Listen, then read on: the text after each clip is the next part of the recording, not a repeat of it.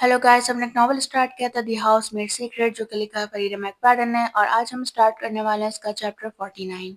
लेकिन chapter start करने से पहले मेरी एक रिक्वेस्ट है कि अगर आपको हमारी वीडियोस पसंद आई तो kindly like share and subscribe करना ना भूलिए। तो चलिए शुरू करते हैं। वेंडी। स्टेप 3। शादीशुदा जिंदगी का लुत्फ उठाओ मगर थोड़ी देर के लिए। 2 साल पहले। जीसस क्राइस्ट, ये जगह तो इंसेन है।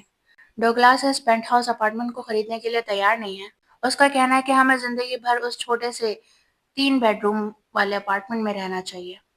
हाँ, हमारे पास आइलैंड पर जो घर है वो तो है, लेकिन मुझे नहीं लगता कि मैं वहाँ ज्यादा वक्त गुजारूंगी। डोगलास को वो घर पसंद है। उसमें 5 बेडरूम्स हैं और वो हमेशा इरिटेटिंग तरीके से उन बच्चों के बारे में बात करता रहता है जो हम उन कमरों से भर देंगे। ये पेंटहाउस ऑर्सन डेनिंग्स के पेंटहाउस से कुछ ज्यादा बड़ा नहीं है। मैं उसे याद दिलाती हूँ।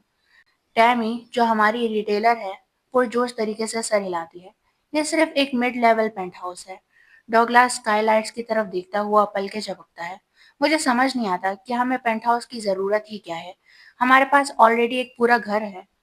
मुझे पहले कभी अंदाजा ही नहीं हुआ कि मेरा शौहर कितना कंजूस है जब तक हम अपार्टमेंट हंटिंग पर नहीं निकले।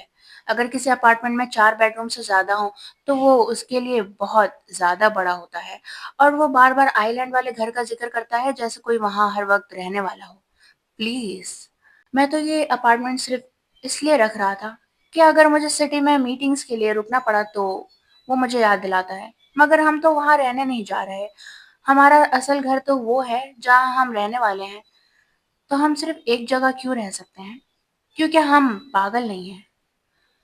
बहुत लोग सबर्ब्स और सिटी दोनों में एक एक रेजिडेंस रखते हैं। टैमी बीच में बोलती है।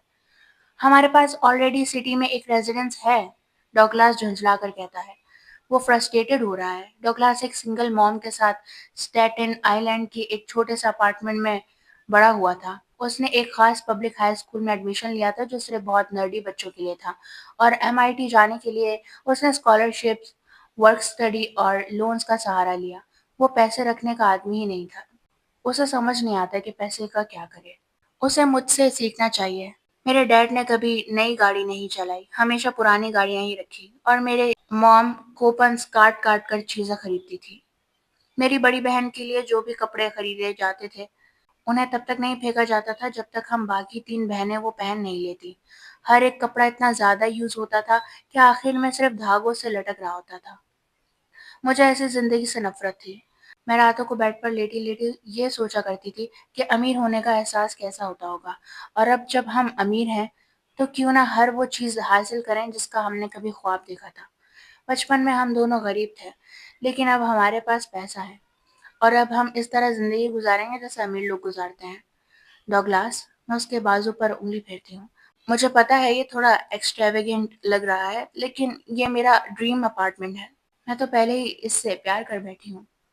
और टैमी कहती है इसकी प्राइस भी काफी कम कर दी गई है क्योंकि कोई भी इस रेडिकुलस जगह को अफोर्ड नहीं कर सकता। डॉगलास बड़बड़ाता है, लेकिन मैं महसूस कर सकती हूँ कि उसकी झंझलाहट कुछ कम हो गई है।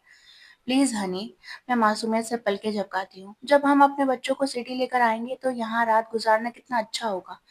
ये हमेशा उस पर काम करता है जब भी मुझे अपनी बात मनवानी होती है। मैं बस हमारे इमेजिनरी बच्चों का जिक्र कर लेती हूँ। डॉगलास 4 बच्चे चाहता है, लेकिन बच्चे पैदा मुझे करने हैं, उसने नहीं। ठीक है, उसकी आंखों में नरमी आ जाती है।